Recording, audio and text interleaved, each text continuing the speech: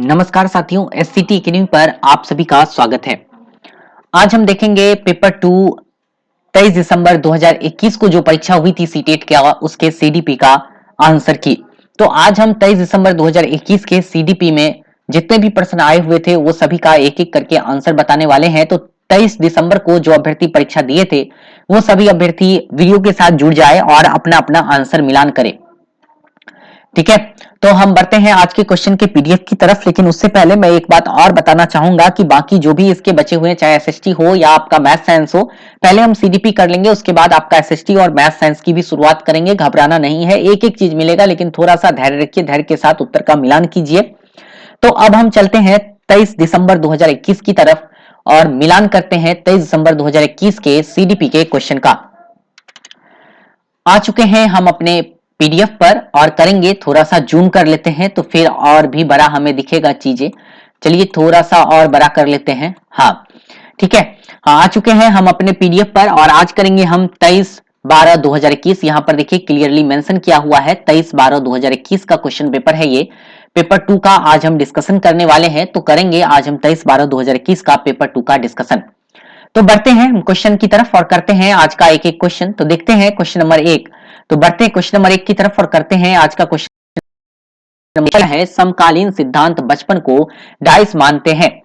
समकालीन सिद्धांत बचपन को क्या मानते हैं? बहुत अधिक तनाव और चिंता काल, ऐसा नहीं है। किशोरावस्था तक विकास काल, नहीं है। एक सामाजिक संरचना।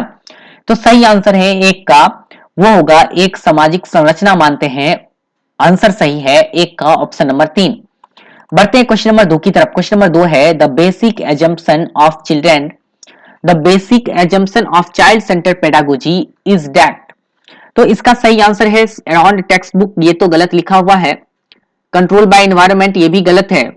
और यहां पर रिवार्ड्स एंड पनिशमेंट की बात है तो गलत है। सही answer option number 4, the experiences and the perspective of student should be taken into consideration while teaching. सही आंसर है 2 का, ऑप्शन नंबर 4।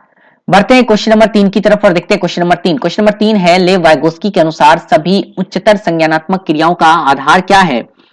तो सभी उच्चतर संज्ञानात्मक क्रियाओं का आधार पूछ रहा है लेव वाइगोस्की के अनुसार। तो सही आंसर है ऑप्शन नंबर 3, कौन सा? भाषा। चलिए बढ़ते हैं क्वेश्चन नंबर 4 की तरफ। क्वेश्चन नंबर 4 की तरफ आ रहे हैं। एक मिनट बेटा, हाँ 4 पर आ गए हैं।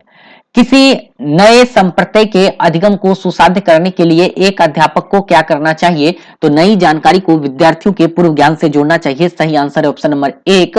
वैसे देखा जाए तो यहाँ पर यह बात तो गलत लिखी हुई है, जानकारी को असंबंधित जानकारी को असंबंधित खंडों में प्रस्तुत करना चाहिए।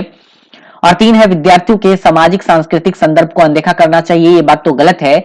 और यहाँ पर है विद्यार्थियों के पूर्व ज्ञान को अनदेखा करना चाहिए, यह भी गलत है। सही आंसर है ऑप्शन नंबर 1।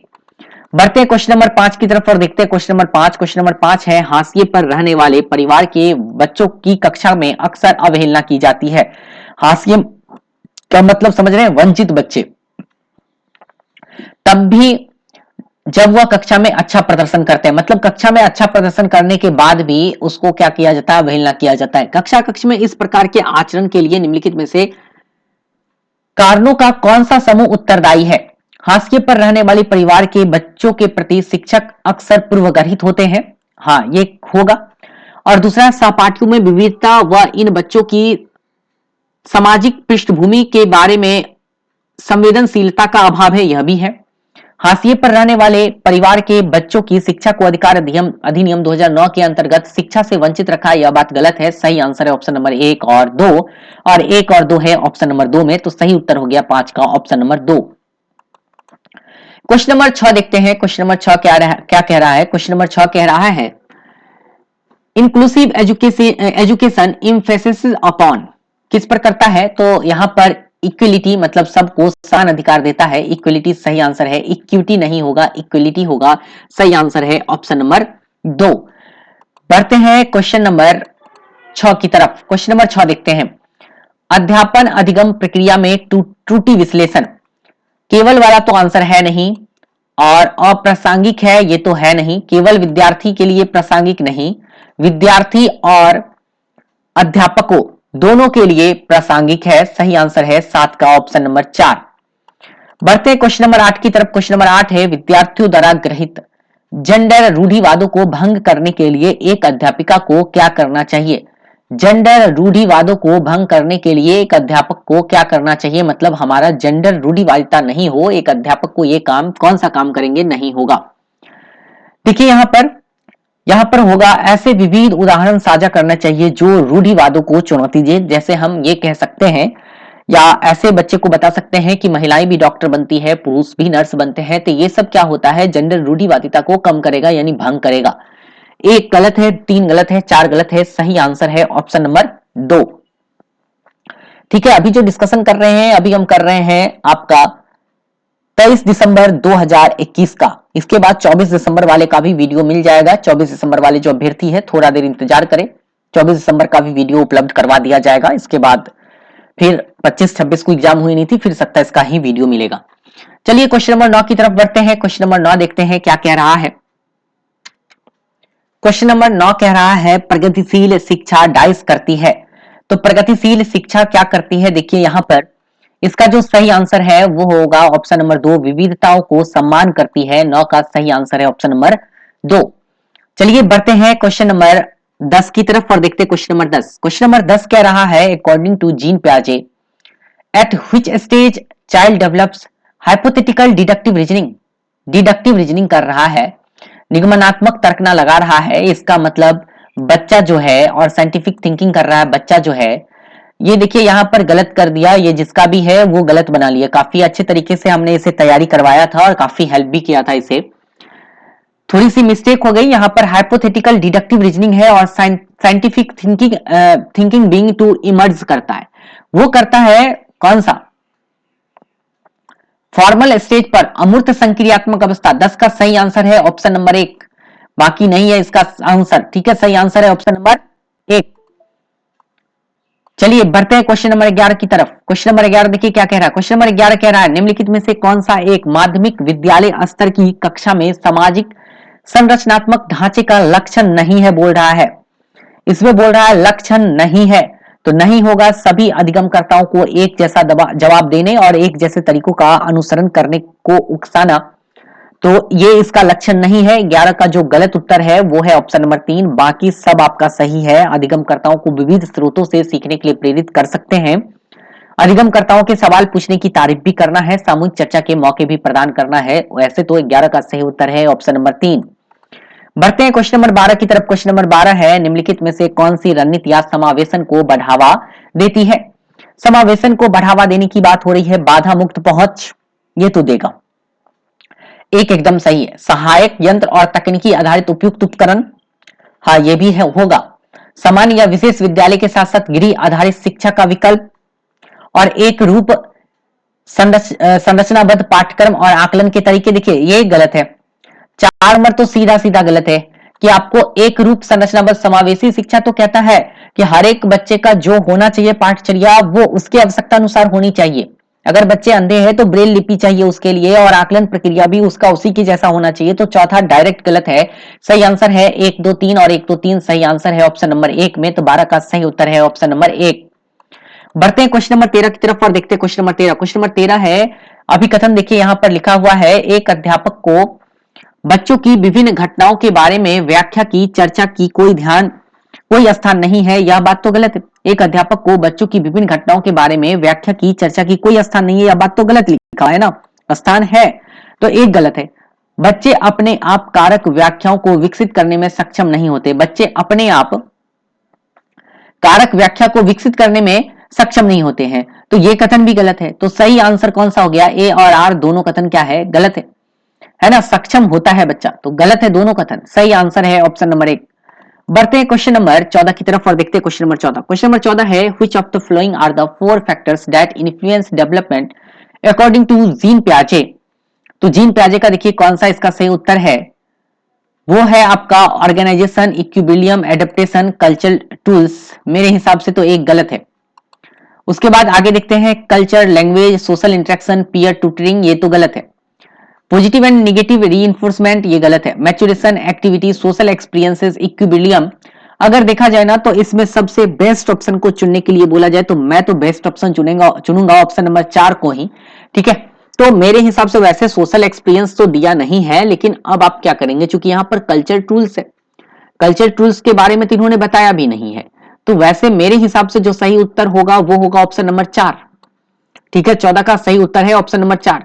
क्वेश्चन नंबर 15 देख रहे हैं। क्वेश्चन नंबर 15 है, निम्नलिखित में से कौन सी अध्यापन अधिगम सामग्री दृश्य बाधित विद्यार्थियों के समावेशन में मदद करेगी? बच्चे को दिखता नहीं है, तो दिखता नहीं है तो मानचित्र और ग्लोब होगा नहीं, नोट्स तो होगा नहीं, चित्र और आलेख होगा नहीं, उसको सुनाइए, टेप के द्वारा चीजों को सुनाइए, तभी तो वो बच्चा सुन पाएगा, क्योंकि यह बच्चा दृष्टि बाधित है। चलिए, सही आंसर हो गया 15 का ऑप्शन नंबर 4। बढ़ते हैं क्वेश्चन नंबर 16 की तरफ और देखते हैं क्वेश्चन नंबर 16। क्वेश्चन नंबर 16 है, निम्नलिखित में से कौन सा उदाहरण संरचनात्मक परिप्रेक्ष्य के अनुकूल नहीं है? तो यहां पर बोल रहा है कौन सा नहीं है, तो देखिए यहां पर नहीं है बात तो लिखा हुआ ऑप्शन नंबर 1 में कंठस्थीकरण एवं शब्द सह स्मरण, मतलब याद करना और उसी तरह बातों को रख देना।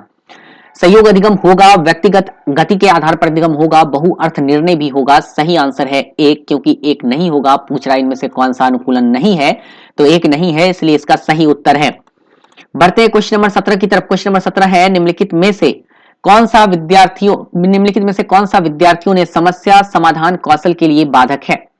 यहां पर बाधक होने की बात है, तो बाधक कौन सा होगा वो देखिए, वो होगा प्रक्रियात्मक स्थिरता, क्योंकि यहां पर ये चीज बाधा पहुंचाता है। और हमने आपको समस्या समाधान के कौशल में यह बात काफी अच्छे तरीके से पढ़ाया था कि कभी कभी क्या होता है कि हम कोई काम को एक ही एंगल से सोचते हैं, जिस वजह से हमारा वह काम नहीं हो पाता है, मतलब हमारा समस्या का समाधान नहीं हो पाता है, जिसको हम लोग कहते हैं प्रक्रियात्मक स्थिरता। तो सही आंसर है ऑप्शन नंबर 3, ये हमारे लिए क्या है, बाधक है, बाकी सब बाधक नहीं है।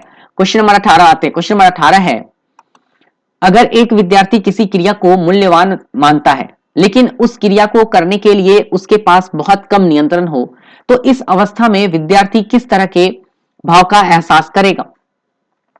देखिए, अगर एक विद्यार्थी किसी क्रिया को मूल्यवान मानता है, लेकिन इस क्रिया को करने के लिए उनके पास बहुत कम नियंत्रण हो, अब नियंत्रण कम है लेकिन मानता मूल्यवान है, अब बोल रहा है, तो इस अवस्था में विद्यार्थी किस भाव का एहसास करेगा?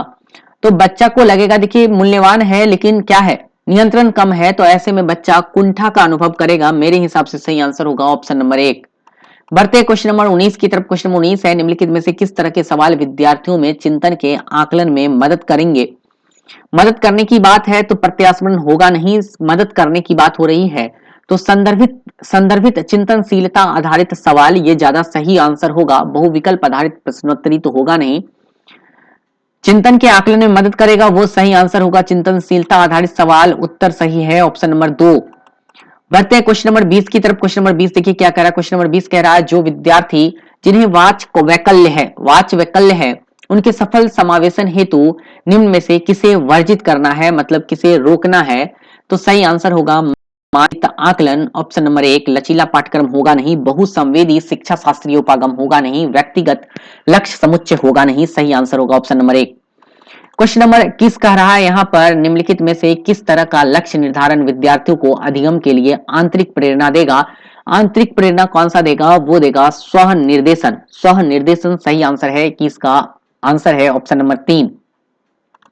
क्वेश्चन नंबर 22 देखते हैं। क्वेश्चन नंबर 22 कह रहा है, क्वेश्चन नंबर 22 कह रहा है, Nisha was detect the respond, Nisha can है, वाज नहीं है बेटा, Nisha can detect the respond S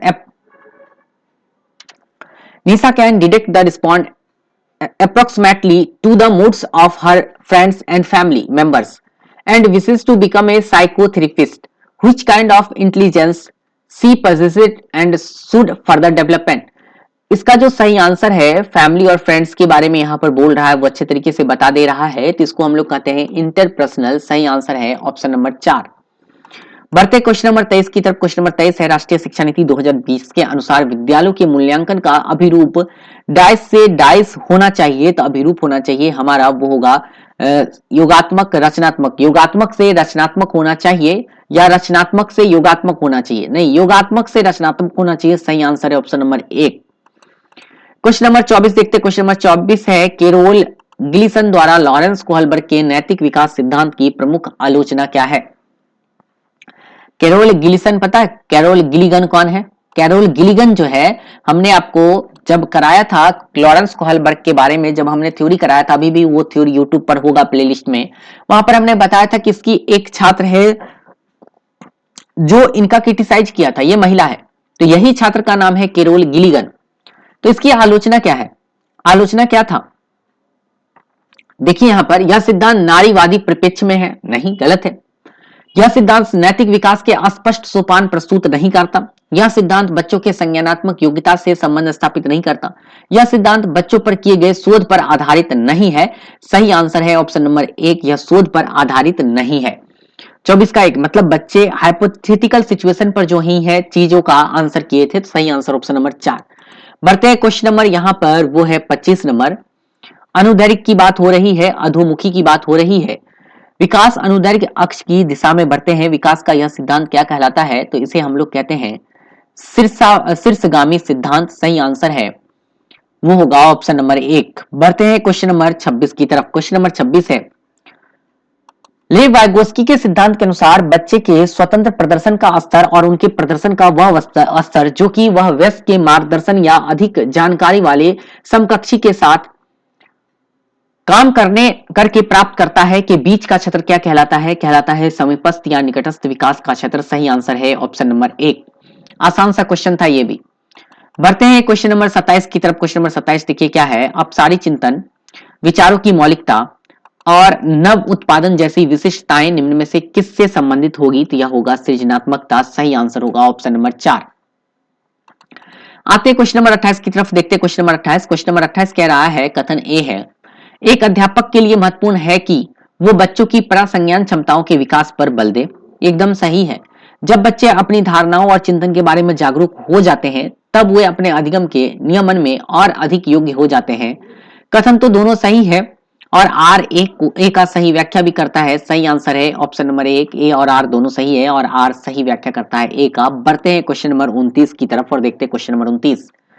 question number 29 कह रहा है, डायस और डायस समाजीकरण की द्वितीय संस्था है, तो विद्यालय और जनसंचार ये द्वितीयक संस्था है।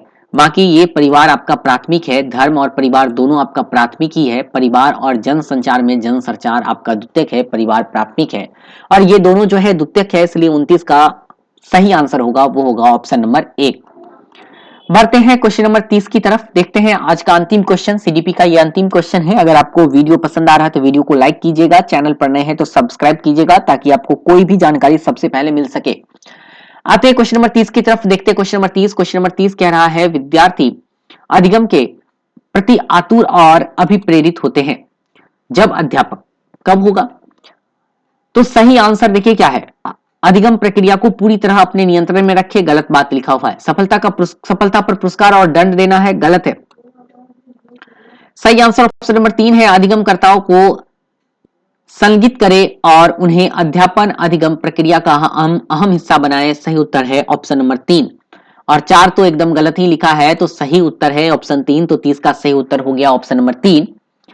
अब आप कमेंट करके बताइए आपको सीडीपी में कुल कितने अंक प्राप्त हुए, नीचे कमेंट कीजिएगा। लाइव चैट में आप लोग मैसेज मत कीजिएगा, कमेंट बॉक्स में कमेंट करके हमें बताइए कि आप सीडीपी में कुल कितने अंक प्राप्त किए हैं।